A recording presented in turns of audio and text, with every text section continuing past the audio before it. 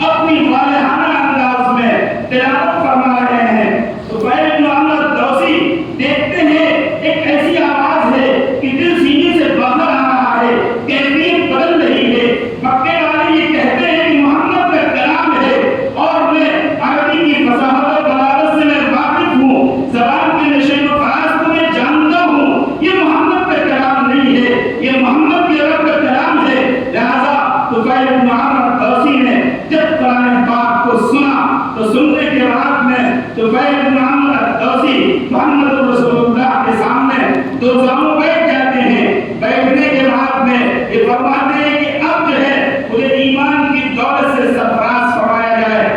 لہذا قرآن نے ایسی دنیا تک کے لیے چیلنجز کو پیش کیا.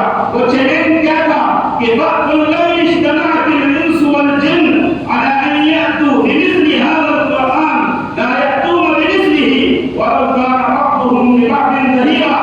سارے انسان اور جنات مل کر کے اگر تم چاہو تو اس جیسی ایک آیت پیش کر دو.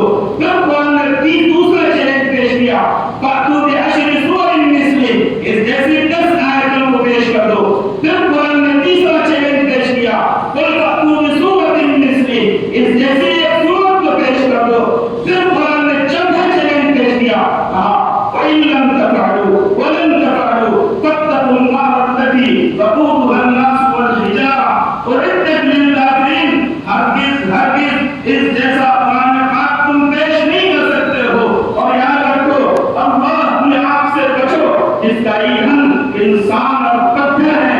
لہذا ہم سب کو ضرورت اس بات کی ہے اللہ کے کلام پاک کو اپنے سینے سے لگانے